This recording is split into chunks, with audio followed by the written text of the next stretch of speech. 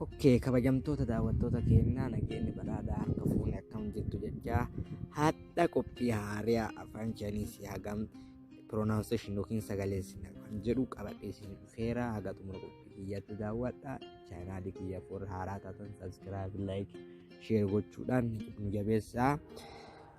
Oke, gara minumaanii hagam Chinese pronunciation goona jechuutti nyaa jalqabnuuti.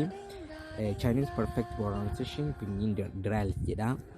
Afaan Chinese pronunciation gochuuf jalqabarra maaltu nurraa eegamaa kan jedhu afaan pinyiinitiin pronunciation gochuun dirqama keenya jechuudha. Afaan pinyiinii jechuun afaan Chinese akka torgomiitti yookiin pronunciation gochuudhaaf afaan nu gargaaru. Kanaaf dirqama haruma lafaa kaateen kaaraakterii yookaan qubee yookiin leetarii afaan Chinese barachuun ni ulfaata waan ta'eef jalqaba pronunciation gochuudhaaf maaltu nurraa eegama afaan pinyiinii salphumatti barachuun afaan Chinese pronunciation gochuun salphumatti yeroo afaan Chinese dubbifnu afaan pinyiinii fa'aa dubbifnu salphumatti afaan Chinese pronunciation goona jechuudha.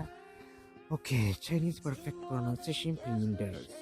First of all, it is simple finals, compound finals, nasal finals, initials, and zero initials.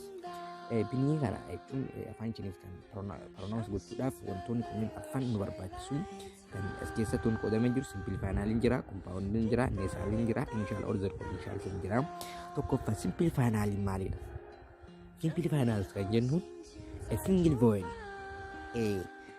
dubbifamaa qeenxee qofarraa kan ijaaramedha.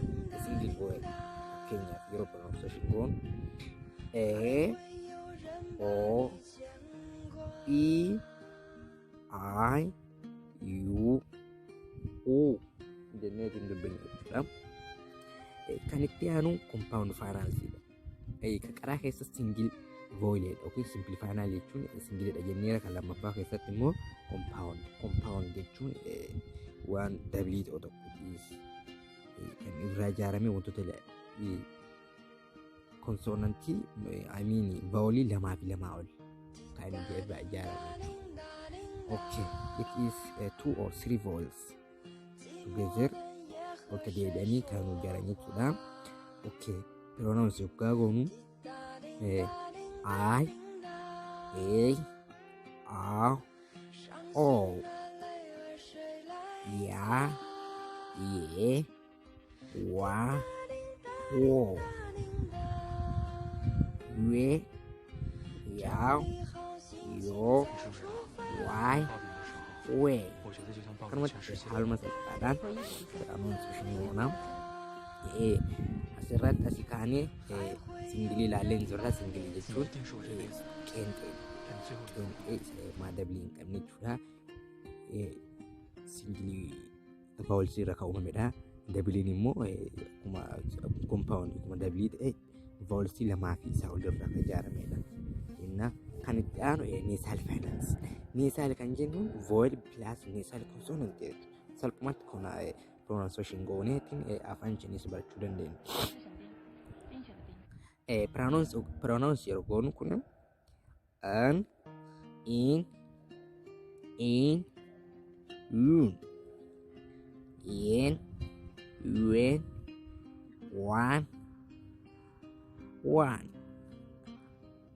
ang, in, ong, in, yang, yong, wang, weng jechuudha. Akkuma isaatti yeroo addee tanatti dubbinee asitti waay wee jenna fudhata asillee neetiin waay ween jiree neetiin hin dubbin jechuudha. Kan itti aanu zero initials jechuun isuma vowelii tokkoo fi konsonantii tokko irraa ijaarame kanneen qabatam. Isaanis in, ong, aaw, jennee dubbinaa jechuudha. Inni itti aanu initialsidha. Initialsiin akkuma mul'atu kana kanneen afaan pinyiinii keessa jechuudha. Salphumatti kana barannee jennaaniin afaan Chinese pronunciation jechuun nuguu jechuudha. Kana yeroo pronunciation goonu B, T, am, for, di, the, mu, le, ji, ka, ach, ji, chi, si, ji, chi, shi, i, z, su, su jennee tinkoonnaa jechuudha. Salphumatti akkasitti dubbifna. Kan itti aanu 5 toonisidha. Toonii gosa 5tu jira Chinese keessatti. First tone,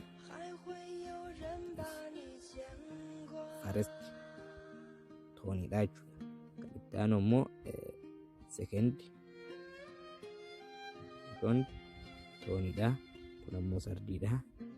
Fourth neutral jedhamte jechuudha. Ishiin dhumaatuni kana yeroo dubbifnu akkuma toonii ishiin mataarra jirtu san kan ammoo akkuma ishiin dhufte kanatti qaxxeenneet asii ol dubbifna jechuudha. Akkuma ishiin asirratti fakkeenyaaf dalga dubbifna jennee dubbifne asirratti ammoo asirratti akkuma vooliin kun gadi bu'ee ol ba'e jennee dubbifna. Asirratti immoo gabboo waan ta'eef jennaa jechuudha. Kanarratti niwutiraali waan ta'eef jechuudha. Homaa rakkoon qabu jechuudha. Gamanumaan irraa yeroo jeneraalaayiz yeroo goonutti gubbaa gadi pronunciation isaa bakka furqoonnee ilaalle simplifaadhaan koompaawundii nasaal mishaalsanii ilaalle simpilii jechuun warra simpilii voolsii qabaniin koompaawundiin ammoo akkuma isiniin jedhe warra dablii kanarra uumamanii kulleen vaawuls pilaas nasal konsonantiidha. Zeeroon ishaalsiilleen kana kan itti aanu ammoo inishaaloonni warra jedhaman warreen kanneen sirriitti qabataniitiin booda yaaluu dandeessu. 5 toonii kana first tone, second tone, third tone, fourth tone, fifth tone or neutral jedhamti jechuudha. Kana fakkaataa gamanumaan barnoota kennaa asumarra dhaabnaa qophii biraatti akka walitti deemnutti nagaan nu tura. Waan gaaffii irra qabdan irratti koomentii irra nu xaafaatii galatoomaa isiniin jenna.